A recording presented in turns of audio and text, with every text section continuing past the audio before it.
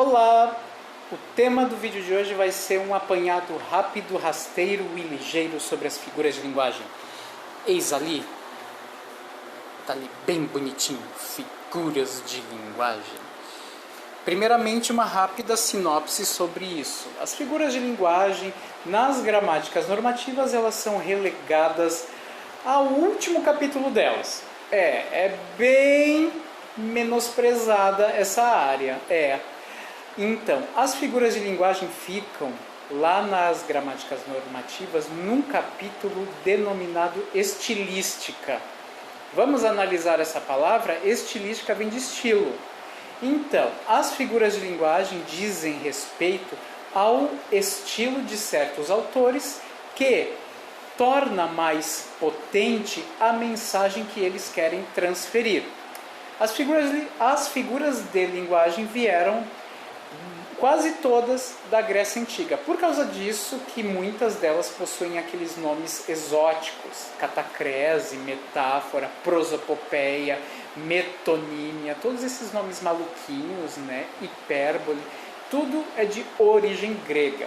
Pois bem, na Grécia, ao lado da gramática, que era o quê? A arte de bem escrever, essa palavra também é de origem grega, porque grama em grego quer dizer palavra e utike em grego quer dizer técnica.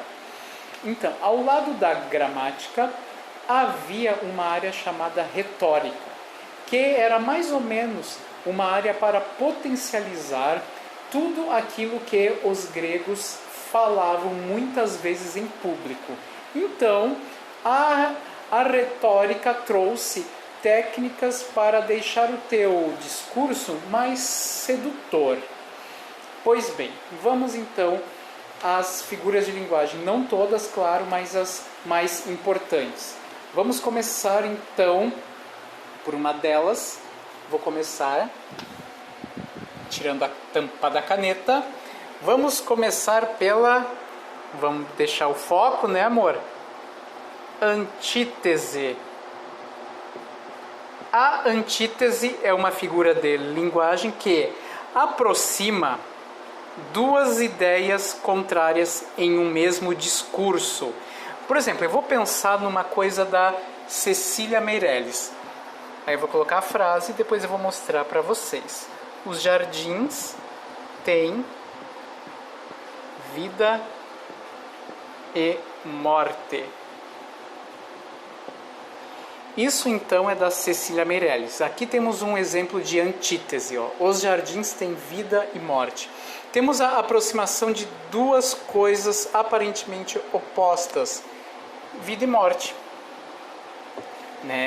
A antítese, ela é a aproximação de duas coisas contrárias, porém, essas duas coisas contrárias, elas não atuam ao mesmo tempo, Então, a antítese, ela se distingue de uma outra figura de linguagem que também funciona com a aproximação de coisas contrárias. Vou colocar o nome da outra aqui.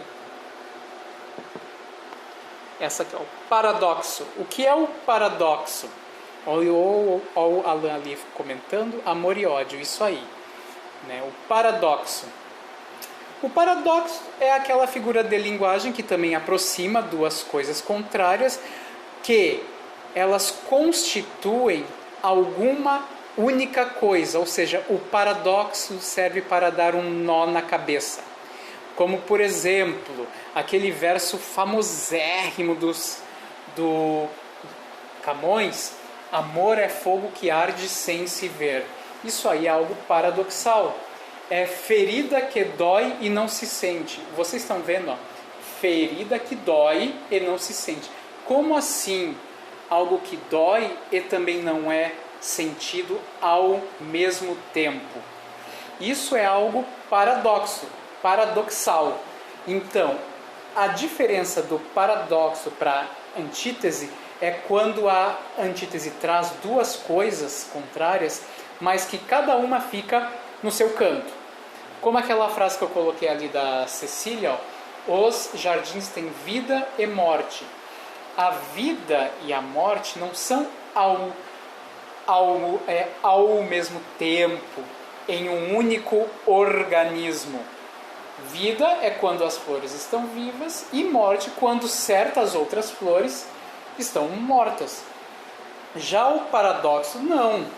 Ele é aquela coisa que quiser para dar um nó na cabeça. O paradoxo, ele é característico de certas épocas literárias em que nós temos um conflito. Principalmente, vocês devem lembrar lá do Barroco. Lá na Europa lá do século XVI, quando toda ela estava sob o manto escuro das brigas religiosas e também da superação da cultura medieval, então o europeu estava o quê? Estava confuso, ele estava angustiado. Portanto, a arte literária lançou mão muito do paradoxo. Vamos colocar então ali um exemplo de paradoxo também? Vamos colocar o trechinho lá do Camões.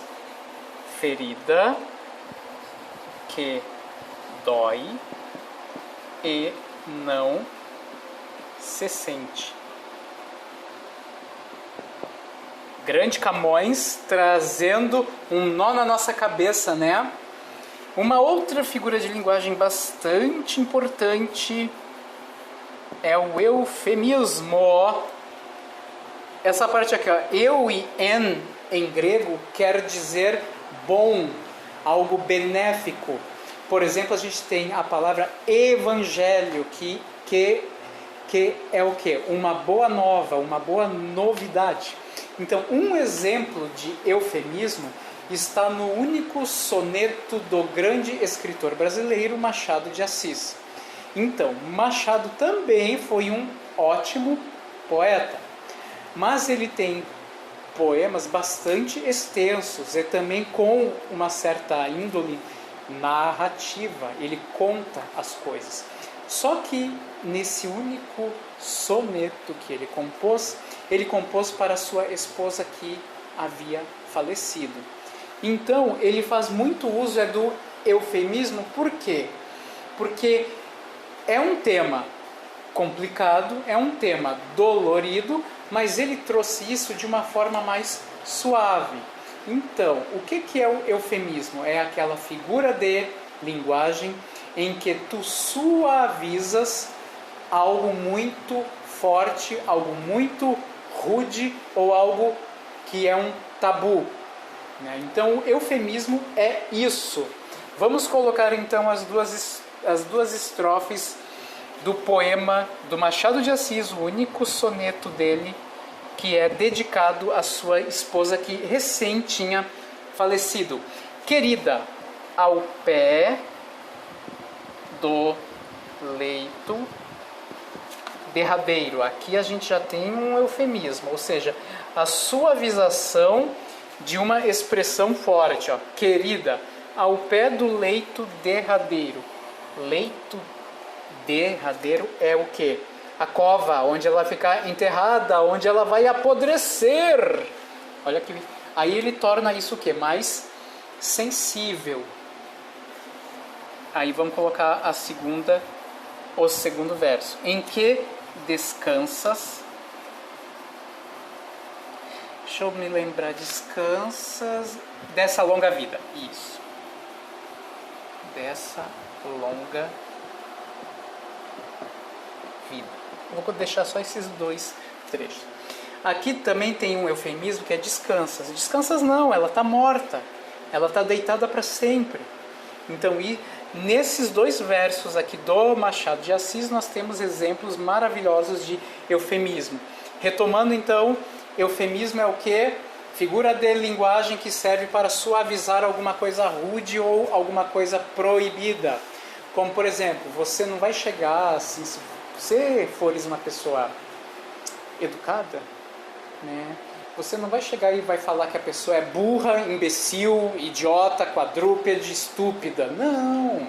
A gente vai falar que ela não é muito arguta, que ela não é muito perspicaz, né? Para dizer que a pessoinha é burra pra cacete, né? Vamos combinar, né?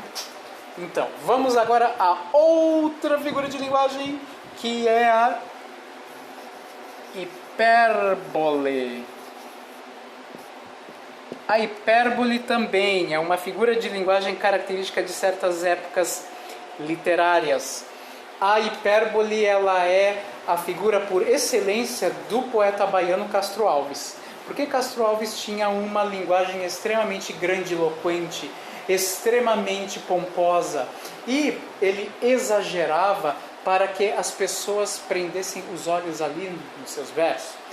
Como ele era conhecido como o poeta dos escravos, então ele denunciava de forma absurda todas as agruras da escravidão, principalmente o transporte dos negros para o Brasil naqueles infames navios.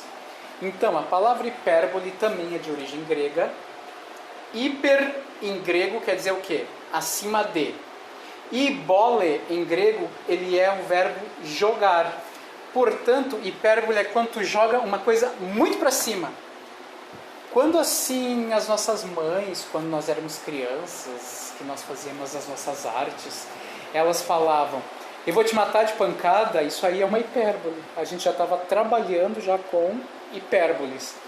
Eu já falei 1 milhão de vezes para não entrar com o sapato sujo dentro de casa. Isso também é uma hipérbole. Ela não falou 1 milhão de vezes, claro, mas falou bastante. Então a hipérbole serve para quê? Para nós potencializarmos ainda mais uma afirmação que nós estamos fazendo.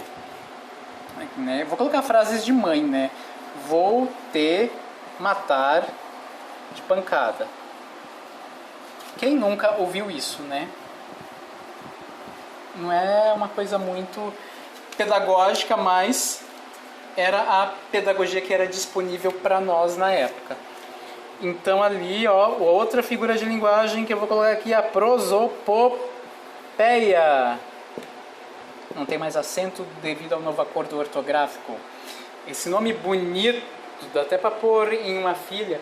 A prosopopeia, então, é a atribuição de características nossas, humanas, a seres não racionais como nós, ou a seres sem vida. Por exemplo, quando a gente olha uma árvore perdendo as suas folhas por causa do frio, nós poeticamente podemos dizer que as árvores estão se despindo. Mas só que o ato de se despir, isso aí é uma característica humana. Então, nós estamos atribuindo uma característica humana a algo que não é humano. Isso, então, configura o uso da prosopopeia. Vamos colocar um exemplo aqui, deixe-me pensar. Tem um poema, não, tem uma música do João Bosco com o Aldir Blanc, que foi cantada maravilhosamente pela Elis Regina, que diz assim: a lua, tal qual a dona de um bordel,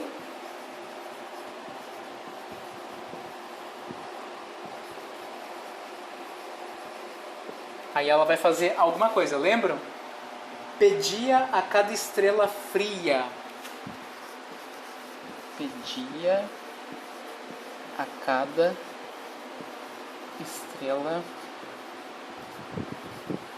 fria. Aí a música continua. Então, essa composição do João Bosco e do Aldir Blanc, cantada maravilhosamente pela Elis Regina, é um exemplo fofíssimo de prosopopeia. A lua, tal qual a dona de um bordel, pedia a cada estrela fria. A lua não pede nada.